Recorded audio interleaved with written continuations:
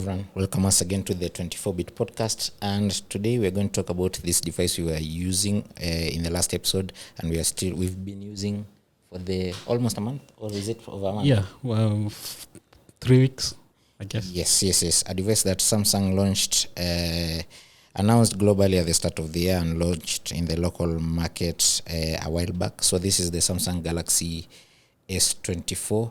This exact model that we've been reviewing may not be what you go and buy, because this is the 128 GB. 128, variant with 8 GB RAM. But from our user experience, we should not be too far from what you get to experience. And of course, this is the base model of the entire series. So there's the Plus, and we also have the Ultra. So as usual, I'm joined by the usual suspects. Dickson, techish.com. And Nick and Ali from Tech Trends. I do write about phones and a lot of other mobile-related stuff on androidkenya.com. So first things first, gentlemen, what's your experience using this device? Overall experience, I'm a specific experience. Overall, first, we are coming to specifics shortly. Overall, the phone, as I've said on social media, looks very nice, like feels very nice on the hand. I don't want to place a case on it. Even if I was keeping the phone, I would still not place a case on it. But sasa, yeah, overall it looks good. Battery life has been okay for me. Display is really, really, really bright and amazing. Android Auto, iko na issues. Yes. Yeah, I caught that when I drove your car and was using your Android Auto. I don't know why, because I've not encountered those same issues. It recognizes Chiromo Road as Langata Road. Yes. But I only experienced that in your car, so I have no idea. Yeah, so and I've been using Android Auto since kila mara niko Langata Road. I don't know why. When you hotspot, the phone gets very hot. But this is what to discuss. That's my overall Nili. Nick? Yeah, same thing actually. Good experience so far, so good. Of course, the phone looks very nice. Apart from those comments you get in post with you, is this an iPhone? Yeah, it very really common. looks Yeah, like an very iPhone, common yes. comments you're getting from users. The display still okay. I mean, it's Samsung, of course. You know, Samsung never got it wrong. Anything with the S series, the design wise look very good. Display the best. So overall experience so far so good. Now, can we go to the size? Does this size work for you? How is it? It's too small. I think the smallest phone I've used.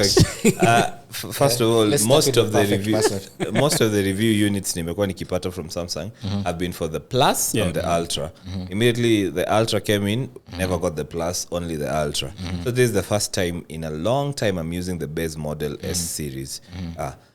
And it was a new experience. The only thing I could look nani compared to ni Oppo Reno 6.4 inch.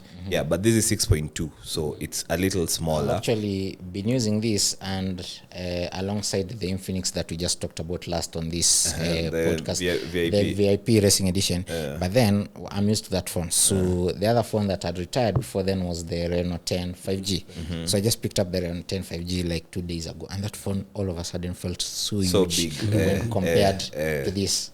Yeah, so 6.4 felt small because tunazoea 6.7, 6.8.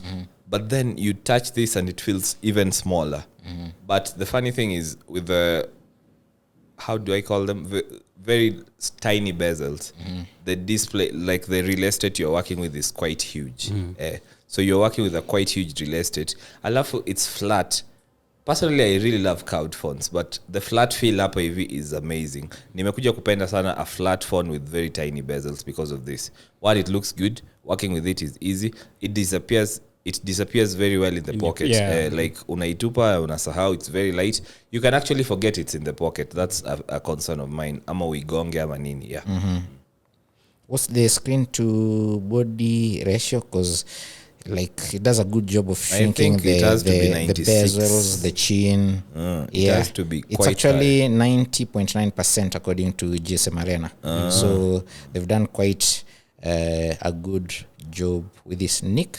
Yeah, same. It's very small, of course. Actually, all the S series I've used, it's also been the Ultra. So, of course, moving to the base, very small. Model. But, of course, I'm not complaining because it's, okay, let me try a smaller phone. But overall, yeah. The size is good, works for me. As Dickson says, disappears well in the pocket. fits very vizuri kwa mkono actually. You can easily walk with it kwa mkono tukitembea kwa street without getting worried about mtu ata snatch simu yako because it's very small, fits perfectly in your hands. Yeah, basically that's it. And this phone has made me like maybe consider getting it because I really like the size, and I had no idea I could like a phone this size anyway. And I think the important part ni a phone ikiwa small isiwe too small. Yeah. Iwe na good battery, iwe na good display, iwe na good cameras, iwe na good experience. Yeah, and the battery life on this phone is actually very good as well. Good that you've gone to the battery. So how is it? Because the battery here is smaller, it's recessed from the bigger siblings. But this is what we used to want in phones. Like we used to want 4,000 milliamps sana. Exactly. And here is a tiny phone with 4,000 milliamps. Yeah. You and who? Me, I've always wanted 5,000. Like before 5,000 ikuje, yeah. the target ya goal ilikuwa 4,000. Every flagship ilikuwa inajaribu kufika 3.5, 3 watt. Then we moved to 4,000. Alafu the cheaper end smartphones ikaleta 5,000. I remember the first phone yenye ilikuwa na 5,000 must have been an Infinix or a Tecno in the market. Yeah. And I was like, 5,000, I really want to test it out. Sahi kila phone iko na 5,000. So having the base tiny phone. When I was using the Galaxy S24, that phone had 2,100. Like, that's how far we've come. 2,100, and it was touting S what? S3. S3. 2,100 milliampere hours. So so a 4,000 cell that doesn't charge that fast, but I'm okay with it. Yeah, so 15, it's 25 watt max. 25 watt max. Yeah. And also remember how previously I've been using the Infinix charger, and it's actually fine. The Infinix charger fast charges it. Remember how previously used to complain how Samsung with batteries always also a bit off. So there's some bit of improvement. You know, the battery lasts. Yeah, it does last. But my pet peeve is like right now. You can feel my phone is very hot because of how Samsung implements the cooling mechanism. So they use the back plate. So as a result, heat dissipation is to the back glass. And so that can be like a way of addressing that is using a case, but the phone is too beautiful and feels so good. You can't just put it in a case. Yeah, for it. And plus, when you put a case, you lose this tininess. You lose the feel. It becomes bigger. And also what Dickson said earlier, when you hotspot, it gets really hot. Ukihotspot phone ama ukitumia kwa gari na unaenda long distance unatumia maps, it becomes very hot. Interesting. Like I don't like how hot it becomes. You raised that last time. Infinix unaweza weka hapo hotspot ufanye nini na you don't feel that heat. These tiny low end phones, you don't feel that heat. But you literally feel it become hot. And it's hot to the touch. Mpaka kuna wakati unaogopa kuitumia unaweka i cool down. Now, this phone, if you go to the Samsung online store, this brand cut page of theirs, they are calling this and its other siblings Samsung Galaxy S24 AI or Samsung Galaxy AI 24 because AI is central to this. So what has been your experience with the AI features? I know you are doing other things that are specific to these features, but what's your experience? Because they made a big deal about it at the launch. So for anyone who watched the keynote or anyone who watched the coverage by publications subsequently, almost everything was AI, and now we're in that AI hype era. So your experiences? Actually, for me, let me just say something. I think Samsung tried. Their features that are actually usable, AI features that are usable. There are some, just as we were discussing offline, that are not actually usable in this market. But the few I've tried to use, like, circle to search, which other, they just work perfectly. But circle to search is not necessarily exclusive to this phone. It's just that this phone got it fast. Like Samsung went to market announced first, but it fast. It's a generic feature coming to just about almost every other Android device. So the AI features, Samsung really tried, and of course, I wish they made the other services we are talking about, like the Translate, really available in this market. Or maybe they are just not. They haven't figured out how. The limitation is the language, because what will make a difference in our market is the addition of Swahili. And as you've seen Meta and Google do over the years, maybe even what we would call vernacular languages, but that's a stretch. So the best bet is maybe Swahili. But if, say, you work at a restaurant and have this, or you're a foreigner and you're interacting with a local business and you have this, so you speak German, you're a German, you have very little knowledge of English, you can actually, it will work through for you when you're calling. The call assist feature when you choose live translate, it will actually pick up. I think we should list ISO AI features. We have call assist, call translate, I think. Messages translate, your circle to search. We have some things with battery. Then we have the browser feature where it translates, it puts your notes. It puts it in a summarize whatever you're reading. So what you're talking about tunahitaji more language support ni your live translate. No, live translate is a standard feature on its own, and call assist is a feature on its own. But call assist does have live translate. Live translate. The same live translate that you'd find in messaging. Because like it's the same feature but with multiple use cases, because language is applied all over the place. Yes. But then live translate works with language packs. So the language packs that are available to power this AI are actually limited. There's no Swahili in that case. But say you're in Kenya and you need translation from German to English or vice versa, or French to English, vice versa. Like when you're on a call, you can have someone speaking to you in German, but you listen to them in English. The problem is you have to select on the app. You have to go to settings, translate, select, mwenye anakupigia na call with which language so that it knows. I think it will be better in future if it can pick up the language. There's a generative edit for photos as well. The ones where you can move a subject from one place, unaweza delete a background. I have taken a photo of the car, like you're from the side of the car, alafu the windscreen and nini ziko hapa. And after taking the photo, the phone asked me under edit, remove reflections. So it can look at a mirror and remove reflections. That is previously we needed to just use Google Photos to be able to get a feature like that. So it can remove reflections. I've taken a photo that it could ask about enhance greenery, I think. Once you go to edit features, ikona suggestions of what it could do, which are really good. The thing iko nayo ingine ni generative AI features where you can add or remove things zenye aziko kwa the shot so that the shot looks completely different.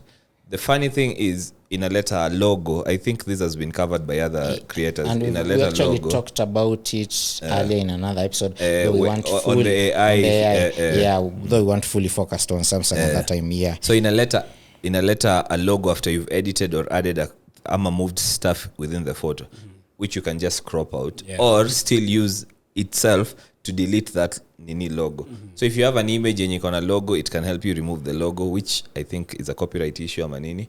But pia once you AI edit an image, you can still remove whatever has been set there to tell people that this image is AI edited.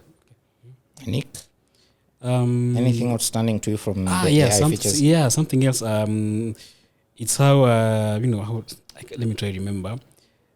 It's how you're able to actually summarize. Like it has a summary of the website you visit. If you visit a website, it can tell you every. But again, the problem, you can't choose a different browser apart from the Samsung. It works with browser, Samsung only Internet. The Samsung browser. So that's something else I've noticed. Then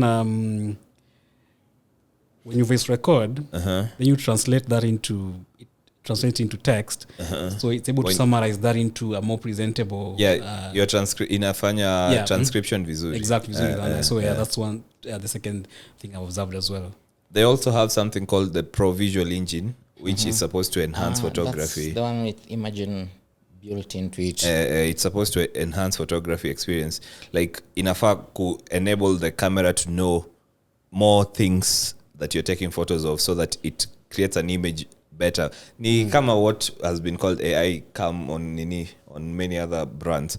But sasa it's just, for example, if I point it at the flower, it knows that's a flower way better than kitambo. Have you tried the processed data one? No, tell me about it. So I think what it does, all the data that is processed, it's only on your device. On your device. Nothing, not on the internet. On-device so that's machine learning. On-device machine learning, exactly. So that's one other thing I saw as well. But the funny thing, Mimi, with all these AI features is they're powered by Gemini Mini or Gemini What. So it's Google AI into the Android phone, which means which iPhone users will probably be getting soon if according the news to cycle. According to some news. But which means it's not exclusive. It's to just Samsung. Okay. Yeah, just, Samsung was exclusive. first out of the door with it, because this is Gemini Pro, and then there is Imagen 2 on the Vertex AI. So basically what Google has been experimenting with and building with Mind huko nyuma, what they are planning to bring first to Pixel devices, and in the fullness of time to pretty much every other Android device. Yes. So Google is like worked with Samsung first on this. So Galaxy S24 users get first dibs on this, but eventually these will cascade, especially as we go towards the year where we're going to get every device manufacturer refreshing the entire models. So you're going to see a lot more of this. Now, non-AI features. Anyone tried the sound? Have you noticed? I don't listen to a lot of music from the phone, to be honest, because it's actually very nice. It has a very nice speaker. I love the design of the speaker. Sahi hatuna the mesh. It's like a hollow, like it's like there's a speaker set at the top, but it go almost into the glass. I don't know how that works, because you don't see the speaker itself at the top, but inatoanga sauti. I hope tutaonyesha hii kwa video. The bottom speaker is like a hole. It's not just mesh ya kitambo. I'd be interested in knowing how they prevent dust and water. But this has a IP68 certification. It's IP68 certified. So that should be just fine. Now the elephant in the room, which has become central to devices and everyone wants to know about it. What's the camera experience? I would say sijatumia the base model in a long time, so I don't know what to compare it to. But this time round, I am enjoying taking photos with the phone. I am enjoying some simple videography. If I want to shoot like a TikTok, I still will move to the other competitor, iPhone. Lakini for just normal videos where I am shooting a simple video yenye staki details ama naogopa shake ama nini, I think the cameras are quite good this time around, especially with super stabilizer, where I can move haraka na nini na the, what is it called, blurring ama nini is not there. So some of the videos I've taken with the phone are really good and I like them. There is a video I took just let me try and put it. This is handheld. Lighting in a shift, like lighting in a shift, gari in a move, nanini. But the video comes out so nice, nice. So my videography, in terms of videography, I feel like this phone has really improved.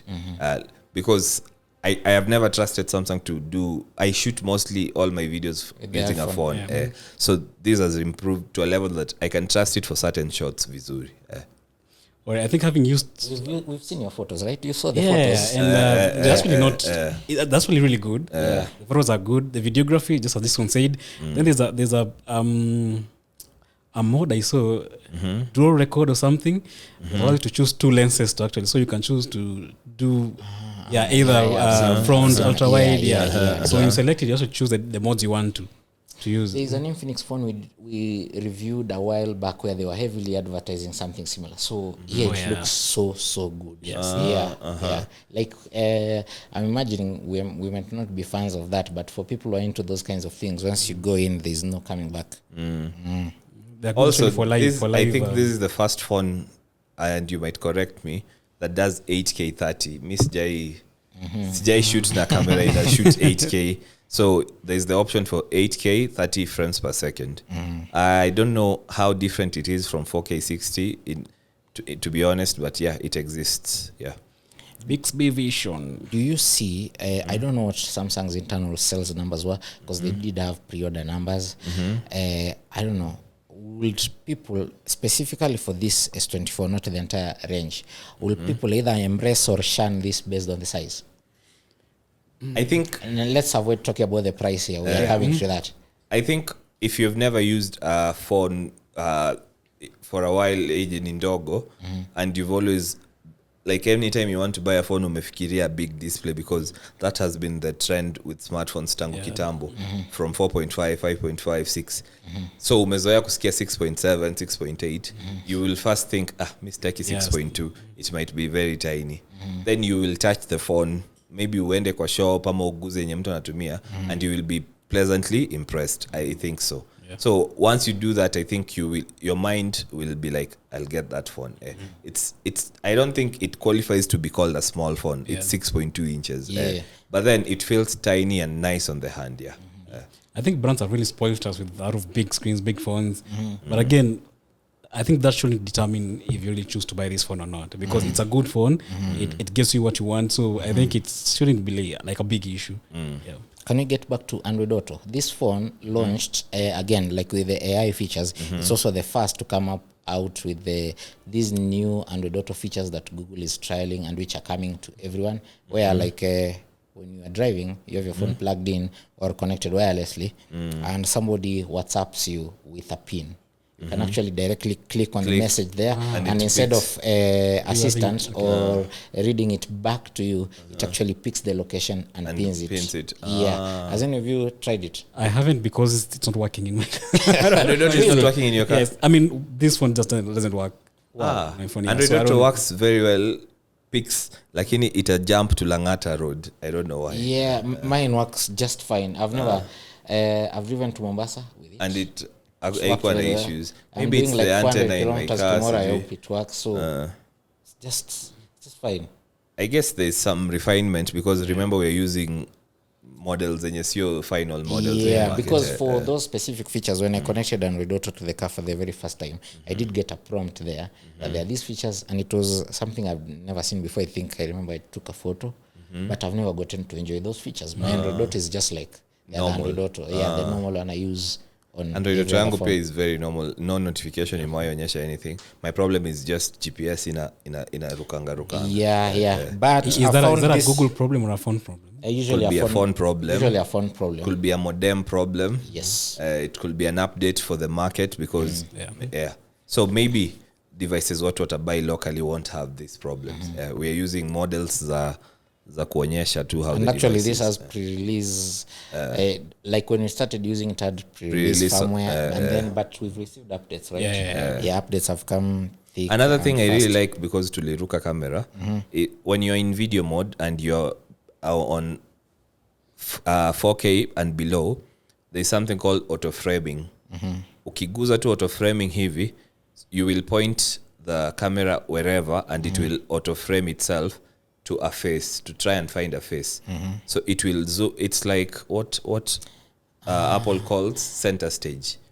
It's almost similar like you remember the wavy movement Infinix had a few years back, because I noticed that when you're holding phone portrait mode and you're trying to take allows you to pan. Yes. So even on video mode, if I am shooting a couple of people, it works really well, and you're talking and shift to this person, the camera will try and find who is talking next.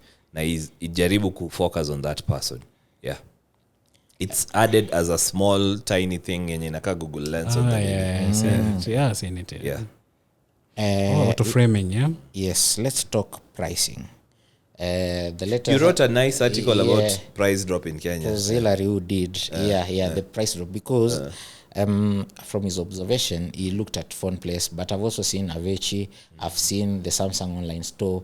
The price for this thing, not just this, but the entire series. Like right now is the best time to just buy the S24. Because the prices have gone from as little as 2% for this specific S24 on the Samsung site, from 122 to 119 to as much as a whole 30%, which some retailers have. And those are the ones with a strong online presence. I'm pretty sure if you went around, you'd get even better deals. Downtown utafute watu wana import na nini. So like the pricing, because the pricing Samsung gave us it was crazy. Crazy. And like I don't know what the people who pre-ordered and bought at that price are feeling right now. Because the base model he walikuwa wamesema 170k, I think. 177. I think that's what I wrote. And going all the way to 277 for the Ultra. So, and remember, this was when dollar was 167, I think 167. Yeah. So now dollar is 132. 132. So it should be cheaper on official Samsung channels, but even cheaper on other channels. Yeah. I think you can get it for around 100 up over. Which is a very good deal, which right? is back to almost the price 2 years ago. And it's a very good deal, actually, if you ask me. Yeah, but my problem is market tunapatanga Exynos tunafaa tukue na like it was last year but one where all devices were Snapdragon. It was last year. Yes. I think Samsung should go back to that with the heating issue and with the GPS issue. Yeah. Question: does it matter though? Like I've used this phone. To me, it matters. I've used this phone. I know underneath this the Exynos is the 2400. Exynos 2400. Yeah, but it's never come up as an issue to me. It's not an issue in performance, but it's an issue wakati una complain you're heating. I don't think as Snapdragon processor. Because of the radio switching. The radio switching when you're moving around and all of that, because all of those are chip controlled. Yeah. And it might also turn out to be an issue. It's just that this market network's your issue, but with future releases, maybe it could be an issue with network. Any of you noticed the privacy prompts? Like if there's an app you install on day one when you started using this phone and gave it like all the permissions it needed, and if you've not used that app in a bit, you realize if you go back to the application page, you realize the permissions have been revoked. And if you are by the time they are being revoked, if you are using the phone, you actually do get a prompt. Have you noticed this? I know this does not have what do you call that thing that's like making the S24 Ultra so good for outdoor use? Inafanya uoni reflections. Anti-glare, glare filter. This does not have that, but outdoors it's actually very this phone usable. gets so bright outdoors in a crazy way. Like I'm actually forced to use the slider to scale it down. This phone becomes gets very bright, it which looks is good. So good outdoors. Yes. Hii jua yetu saizi kwanza Kuna kitu nilitaka kusema na sasa imepotea, endelea. Then the other bit is, have you that small feature that they made, previously you needed to remember to use to toggle to slow-mo mode when you're shooting videos to get the slow-mo effect. Now you can just shoot your video and then at the top of a button it will turn switch that. For me those are standard features. Now can we go around and do our hits and misses? What do you think Samsung did best here and what did they not really hit the mark? First, it's really good to copy the iPhone. Come on. It's really good to copy the iPhone. Because it's the number one remark everyone makes about this specific S24. And I think the Plus will also look like this. So copying the iPhones with the sides, it's really good. It makes the phone look really premium. The display is the biggest, like the best part of the phone for me is the display. The display looks amazing. The display looks amazing. Like it looks really good. 3, I really like a tiny. It's light, tiny, and nice. I don't think you will tell that this is glass at the back with this finish. Like it doesn't feel like glass. It doesn't feel fragile. It doesn't feel like lazima ni tunze ama nini. 4, I really like just how fast the phone responds when I'm installing something, when I'm needing, like it doesn't feel like I'm in a laggy phone. Niko 4. 5, battery life yangu imekuwa poa. A tiny phone inani stressingi na battery life. 5, sipendi phone iki overheat. It feels like I am destroying something without knowing. So I hope Samsung can do something on that. I hope Samsung can keep the promise here, 7 years of updates. That's good. I hope they can keep that promise because that will be really good. So far they've been able to honor the promise for updates on their flagships. At least as per my very not so reliable tracker, because we do tend to keep a log of device updates on Android Kenya. We've done a good job with specifically Tecno, Xiaomi, and Samsung. The rest not so much because of how we get to handle their devices and a bit of Oppo. So at least so far they've not given us reason to doubt. But 7 years is a long time. It's a very long time. Basically in Kenya, somebody has gone from grade 1 to junior secondary. Na bado simu iko supported. That's how long. So I hope they keep an update on that. I also hope Samsung can, and this is Samsung Kenya, can do better with marketing, where we have, when price goes down in the US, hakuna haja price ya Kenya ibaki the same. You can't have the price stay the same over like months. Why is it that the US market utaona hii deal, utaona hii phone iko on a very nice deal, na Kenya bado iko the stated launch price?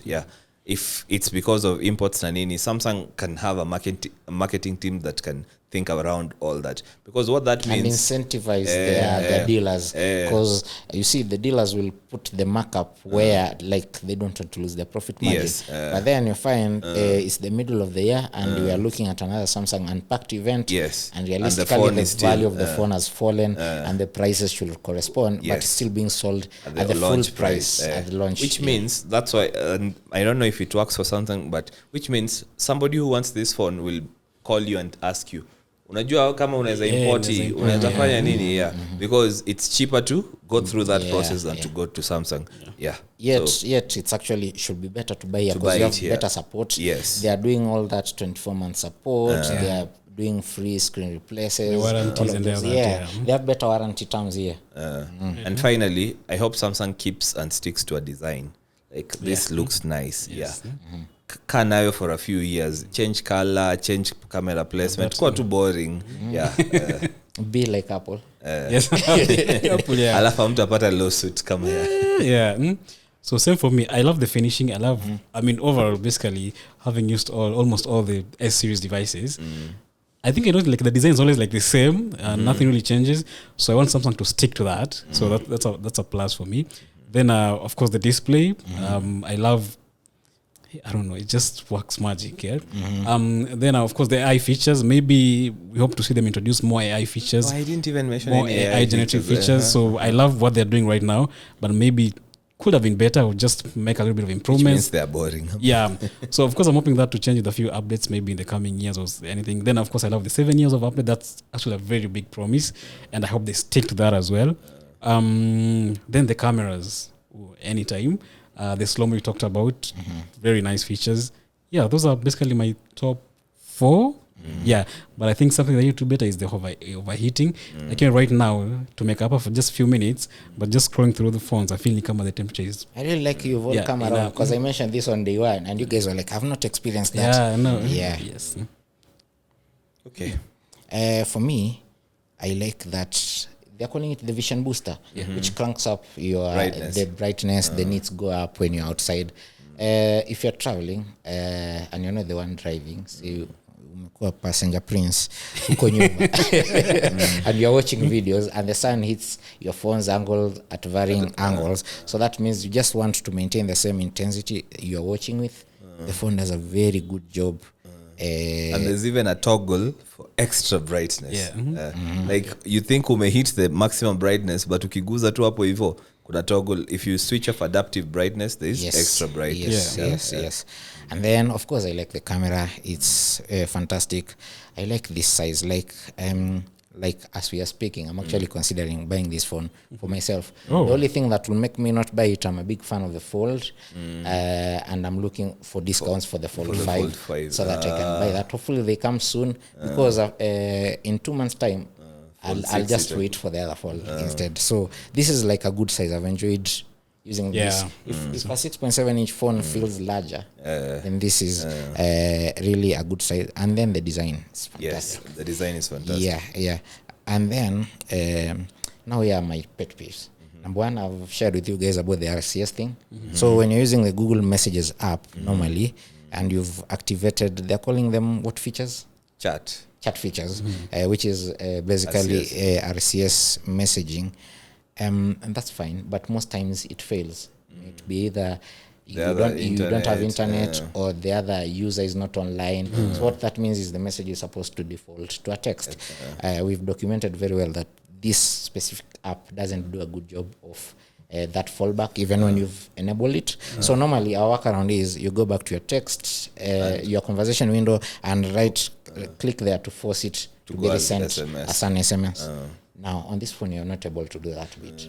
So for me, my workaround has been I turned off the chat Chats, features, which is not really a good thing. because it goes back to the old standard. Yeah, because me, I'm used to sending people photos and I'm messaging up, which is not something we do in this side of the world. We use WhatsApp for that, but RCS allows you to do that. Yeah, to do that. Then my number 2 pet peeve, no Qi 2 wireless charging standard is not supported here. Samsung went with the other Normal standard. wireless. They have 3, but they dropped 2. And if you're like me, you have a bunch of wireless chargers, old ones around. That means they just don't work. It's not. It's a very elite problem, but it's a problem there. Yeah. My only other problem umenikumbusha sasa ni I am so used to fast charging. Even the iPhone size in a support at least a higher or fast charger. Yeah, so Samsung, please. 25 is too small. 25 is too small. Yeah. Okay, that will be all. Thank you everyone for watching and listening. You can share your feedback about the podcast. We are trying to fine tune lots of things around this thing, but also you can share your feedback about this specific episode. What do you like about the S24? What don't you like? Is it a device that speaks to you?